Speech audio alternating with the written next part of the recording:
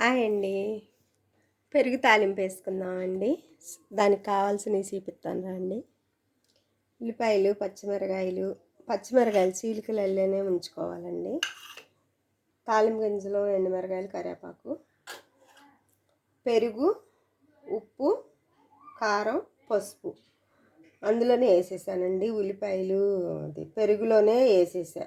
ఉప్పు, పసుపు, కారం తాలింపు పెట్టుకుందాం. చూద్దాం రండి. ఇచ్చాను, తాలింపు వేసుకుందామండి. ముందుగా నూనె వేసుకుందామండి. నూనె ఎక్కువ వేసుకోకూడదండి. తాలింపు గింజలు వేసేసుకుందాం. మూడు వేసేసా, వేగాలి కొంచెం. ఉల్లిపాయలు, పచ్చిమిరకాయలు కూడా వేస్తున్నానండి తాలింపులో.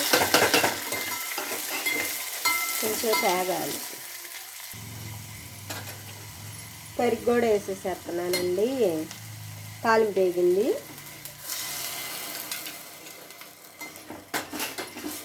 కొంచెం మగ్గాలి. కట్టేద్దామండి.